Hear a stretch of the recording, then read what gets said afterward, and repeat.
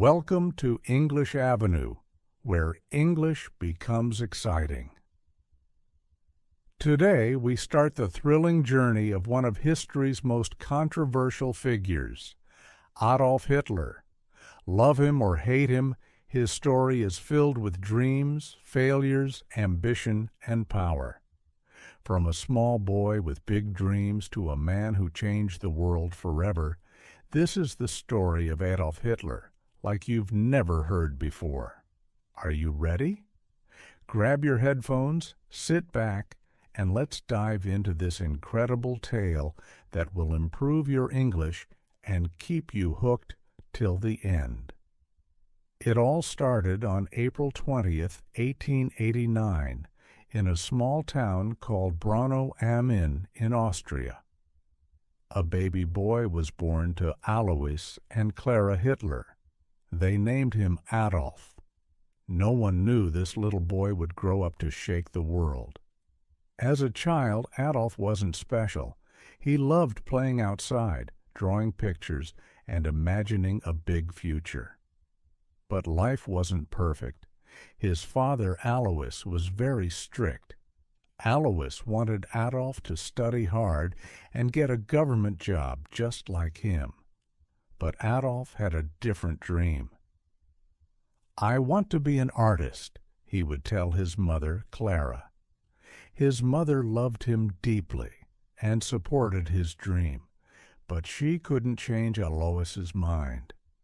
Adolf's childhood was full of fights with his father. His father would shout, "Art is not a real job," and Adolf would stay quiet, hiding his tears. When he was 13 years old, his father died suddenly. Some people thought Adolf would feel free, but losing his father left a hole in his heart. Adolf started skipping school. He was once a good student, but now he didn't care. Teachers would say, "Adolf is smart, but he is lazy." All he wanted to do was draw. After finishing school, Adolf packed his bags and moved to Vienna, the capital of Austria. He was so excited. "Vienna is the city of art. I will become a famous painter here," he thought. He applied to the Academy of Fine Arts, a big art school. But when the results came, his heart broke. He didn't get in. The school told him, "Your work is not good enough." Adolf felt humiliated. "I'll try again," he said. But the next year the school rejected him again. He was devastated.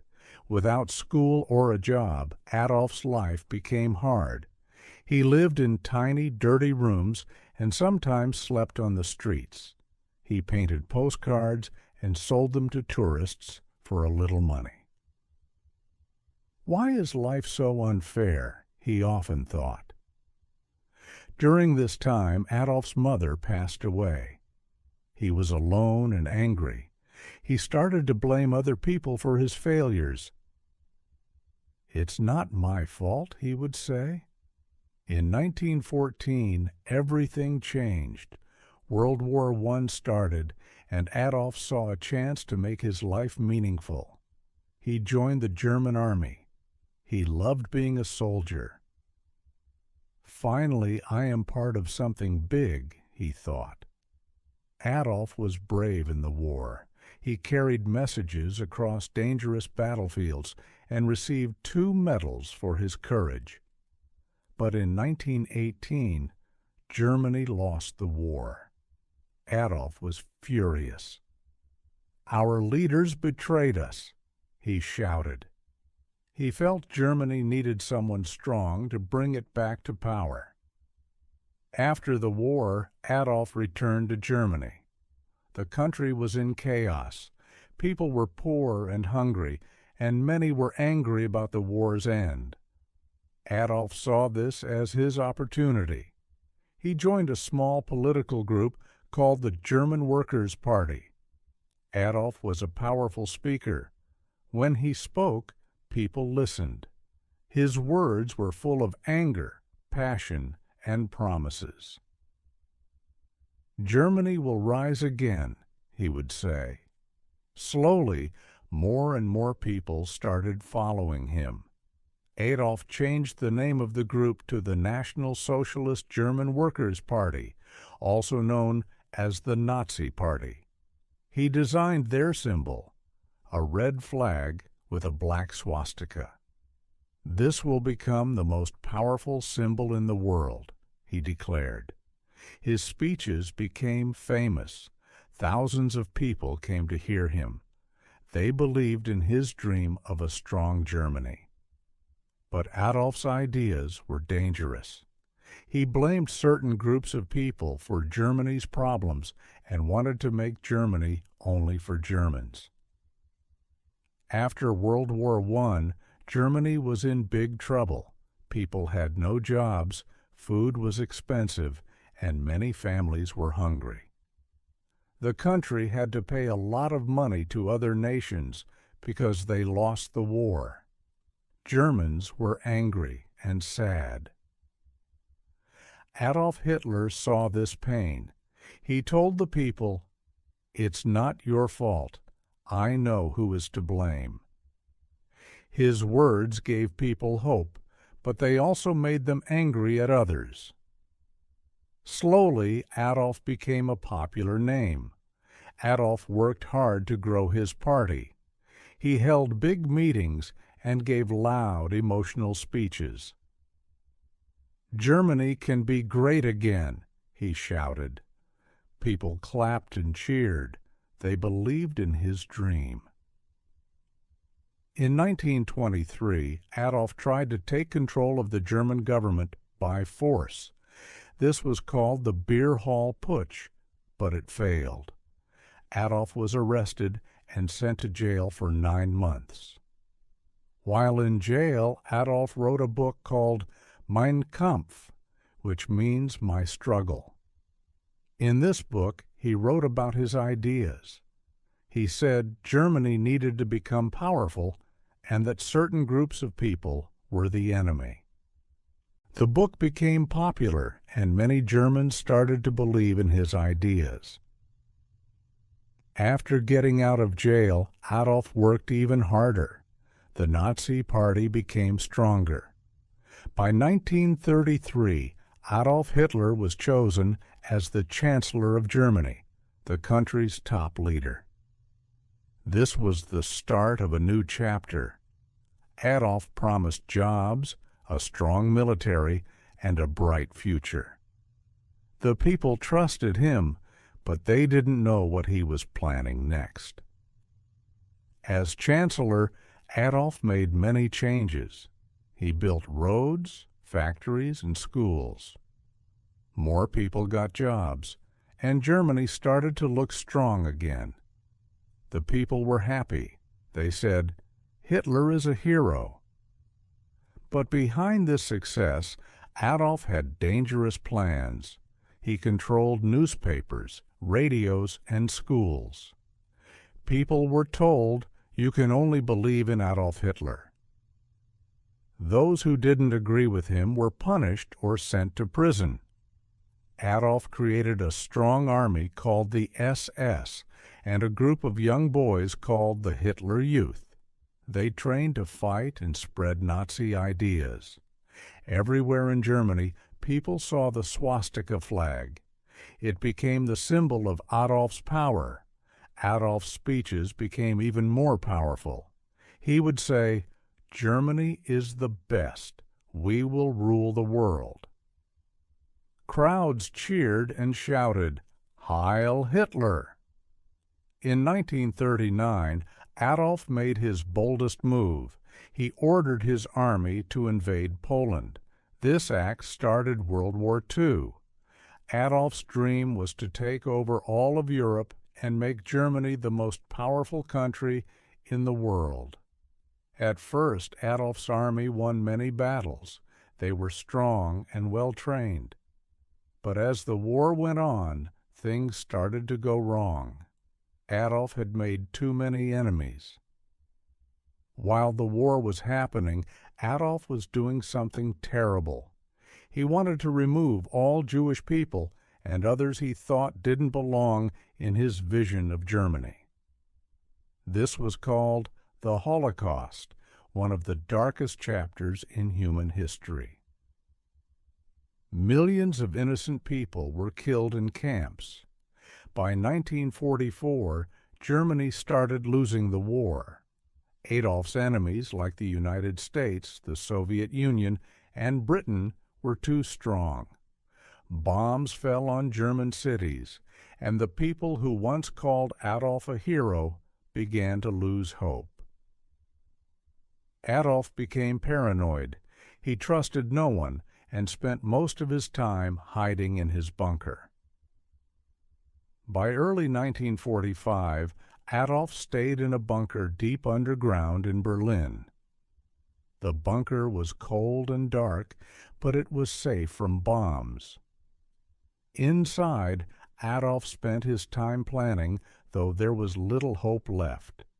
He was not alone. His most loyal followers were with him, including his girlfriend, Eva Braun. Outside the bunker, the sound of gunfire grew louder every day. The Soviet army was getting closer to Berlin. "The end is near," whispered his advisors. Leaders from other countries begged Adolf to surrender. "Save the people of Germany," they said. But Adolf refused. He believed surrender was a sign of weakness. "If Germany loses, it is because the people were not strong enough," he said coldly. By April 1945, Berlin was surrounded. The Soviet army attacked the city from all sides. Buildings collapsed, fires burned, and people ran for their lives. On April 29, 1945, Adolf made a surprising decision. He married Eva Braun in the bunker. It was a simple ceremony with just a few people. "You've always been by my side, Eva," Adolf said. Eva smiled, even though she knew this was not a happy moment. After the wedding, Adolf and Eva spent hours together talking about their lives and what they had done. They both knew the end was near. On April 30th, 1945, Adolf made his final decision.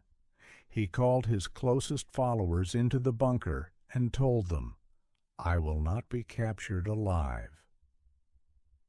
Adolf believed it was better to die than to let his enemies take him. He and Eva went to a small room. Moments later, they took their own lives. Adolf was 56 years old. When the Soviet soldiers reached the bunker, they found Adolf and Eva's bodies. The war in Europe ended shortly after. Germany surrendered on May 8, 1945. The people of Germany were left with nothing but ruins. Adolf's dream of making Germany powerful had instead brought destruction and sorrow. Millions of lives were lost because of his actions. After Adolf's death, the world worked to rebuild. Germany became a peaceful country. People remembered the horrors of the Holocaust and World War II to ensure such events never happen again. Today, Adolf Hitler's name is a reminder of the dangers of hatred, unchecked ambition, and the misuse of power. Finally, his story teaches us that every decision we make shapes our future. Adolf's choices led to pain and loss, not just for him, but for millions of others. This reminds us that every action, no matter how small, matters. We must choose wisely and always think about the impact our decisions have on others. The importance of compassion and unity cannot be overstated. Hate and division only tear people apart. The world is a much better place when we come together, respect each other, and work towards peace. Life is too short for anger and judgment. By being kind and understanding, we can create a future filled with hope, not regret. So remember, choose love over hate, humility over pride, and unity over division. These simple lessons can make our world a better place. This was the story of Adolf Hitler, a man whose life changed the world forever. It's a story of dreams, power, and the mistakes that led to tragedy. Remember, history is not just about the past. It teaches us how to build a better future. Thank you for listening, and don't forget to like, share, and subscribe to English Avenue. For more exciting stories that help you learn English while exploring history. See you in the next story.